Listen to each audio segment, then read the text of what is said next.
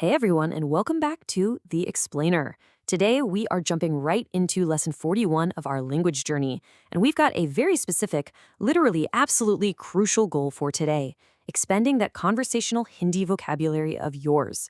Honestly, if you've been working on navigating everyday conversations, pointing things out, or just trying to make choices, today's lesson is going to be a total game changer for you.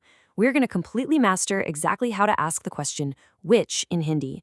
So get comfortable, get focused, and let's get ready to learn. Okay, let's dive into this. In English, when we want to identify something out of a group, we just simply use the word which or which one, right?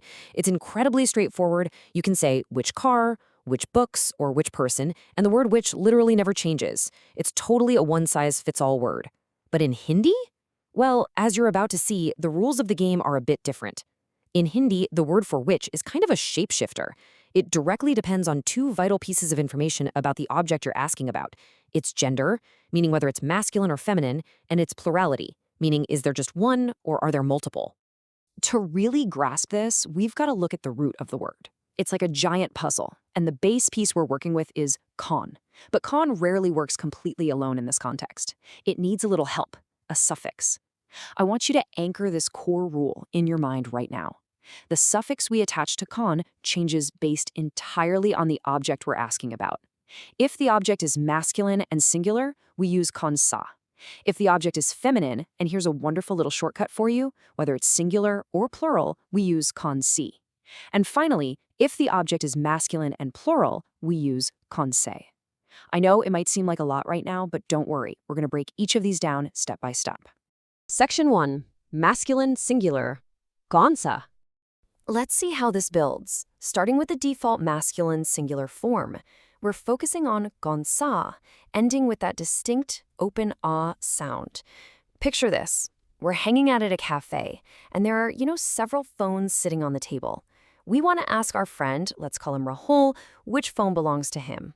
Now, in Hindi, a phone is considered a masculine singular object. Because it's masculine and singular, we apply our rule and use kaun sa. So the full question becomes, Tumhara phone kaun sa hai? Notice how beautifully that sentence flows? We're asking Rahul, Tumhara phone, your phone, kaun sa hai? Which is it? Let's look at another masculine singular object, a dog, or kutta. If we want to ask, which is your dog, we'd say, Tumhara kutta kaun sa hai? Now, I really want you to engage with this. Active recall and speaking out loud are absolutely the best ways to lock this stuff in. So wherever you are right now, I want you to literally pause for a second and repeat this exact phrase out loud with me. Ready? Tumhara kutta kaun sa hai? Fantastic. Feeling that ah sound at the end of kaun sa is absolutely going to help reinforce that masculine singular form right in your brain. Section 2. The feminine form, kaun si. All right, let's shift our focus over to the feminine form. And honestly, the Hindi language gives us a really nice break here. Kaun si, ending with that sharp E sound, actually covers both singular and plural feminine subjects. And this brilliantly illustrates the difference.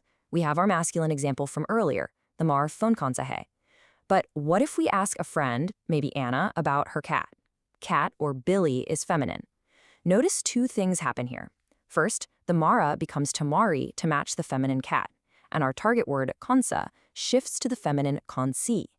The Mari Billy kaun si hai, which is your cat. Seeing them juxtaposed like that really makes the gender rule click, doesn't it? Now, what's really interesting is what happens when we take a feminine object and make it plural. Let's look at the word for books, kitabain. It's the plural of kitab, which is feminine. The sentence is, Tumhari kitabain kaun si hain? Notice our word for which. It's still kaun si. Even though the books are plural, the word kaun si remains exactly the same as it was for just one singular cat. The only thing that changes at the very end of the sentence is, hai becomes the plural hain, with that soft, nasal N sound. So for anything feminine, whether it's one book or, 50 books, you can confidently rely on kaun si. Section 3. Masculine plural, kaun se. So we have the masculine singular, kaun sa, and that all-encompassing feminine, kaun si. When masculine words are pluralized in Hindi, the associated adjectives and pronouns typically shift to an E sound, and our word for which follows this exact same pattern, becoming kaun se. Let's run through some rapid-fire examples to lock this in. Which countries are bad?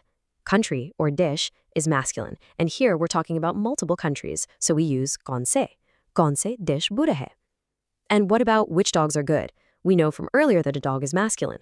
Plural dogs are kutte, so we shift to kaun se. I want you to practice this one out loud right now. Come on, say it with me. Kaun se dish bure hai. Getting your tongue wrapped around that E sound is absolutely vital. Okay, pop quiz time. Let's put your new knowledge to the test. I want you to use some active recall here. Without looking back, how would you translate the phrase, which dogs are good, in Hindi? Think about the gender of a dog. Think about whether it's singular or plural. What does the root word kaun become? Go ahead and form the sentence in your head right now. All right, let's see how you did. The correct translation is kaun se kutte achhe hain. If you got that right, huge congratulations. You have successfully applied the masculine plural rule. Because kutte is plural and masculine, our which just has to be kaun se. And notice how the adjective good also changes to its plural masculine form achhe. It's all about that grammatical agreement, the whole shebang. Section 4. Reviewing the 3 forms.